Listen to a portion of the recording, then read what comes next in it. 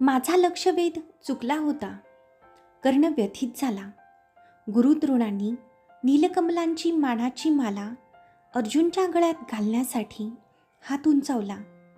तेवढ्यात पितामह भीष्म राजदंड उचलून म्हणाले, थांबा, अर्जुन आजचा सर्वश्रेष्ठ धनुर्धर नाही. नगरजन म्हणाले, मग कोण आहे सर्वश्रेष्ठ धनुर्धर? पितामह म्हणाले, कर्ण. गुरुद्रोण, अर्जुनच्या प्रेमाने तुम्हाला आंधळ बनविलं आहे. नुसतंच आंधळ नाही तर बहिरंसुद्धा. प्रेम मग ते वाजवीपेक्षा अधिक असेल तर तोही एक दुर्गुणच. आवाजाचा लक्षभेद जाणण्याची पात्रता या आखाड्यात केवळ 4च लोकांना आहे. एक कर्ण, दुसरे द्रोण, तिसरा अर्जुन आणि चौथा मी स्वतः. कुत्र्याच्या भुंकण्यापूर्वी एक मंजूळ आवाज आला होता. त्या वीरकर्णाने तो आवाज अचूक टिपला होता. म्हणूनच ती मानाची नीलकमलांची माला आज वीरकर्णाच्या गळ्यात पडायला पाहिजे होती.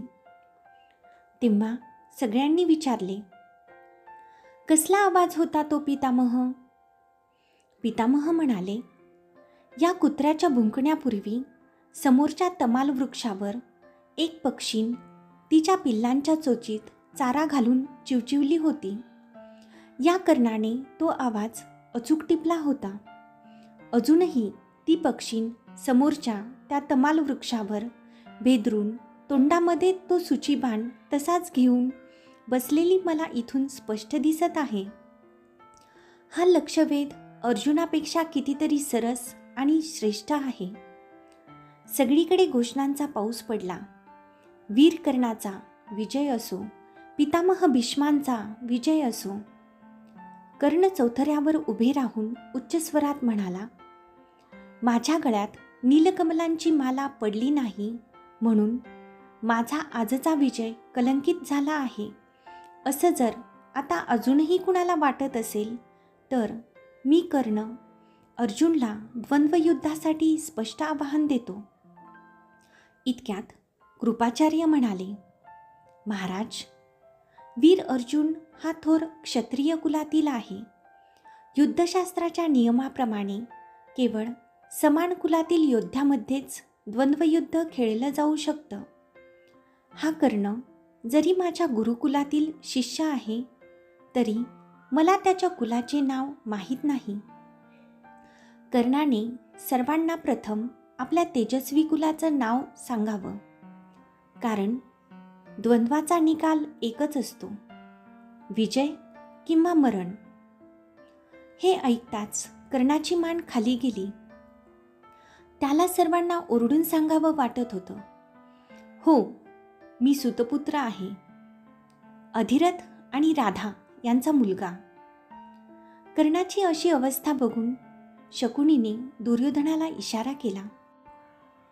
दुर्योधन उभा राहिला आणि म्हणाला, गुरुदेव, प्राचीन धर्मात राजाचे 3 प्रकार सांगितले गेले आहेत.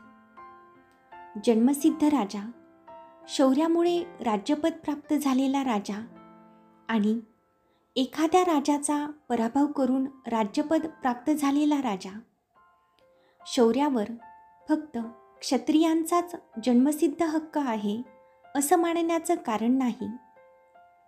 राजाने फक्त राजाशीच युद्ध केलं पाहिजे या नियमाला जर अर्जुन चिकटून बसणार असेल तर त्याचीही इच्छा मी पूर्ण करतो.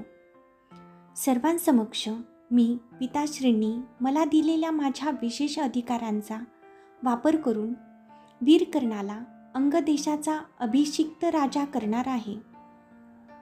आजपर्यंत कौरवांच्या अधिपत्याखाली मगध देशाजवळ असलेला अंगदेश आज या क्षणापासून कर्णाचा होईल. कर्ण अंगराज होईल. भीष्म म्हणाले, दुर्योधन, तुला असे कुठलेही अधिकार नाहीत. तेवढ्यात शकुनी कपटाने म्हणाला, दुर्योधनाला अधिकार नाहीत, पण महाराज धृतराष्ट्र तर आपल्या लाडक्या मुलाची ही इच्छा नक्कीच पूर्ण करतील. खरं ना महाराज धृतराष्ट्र,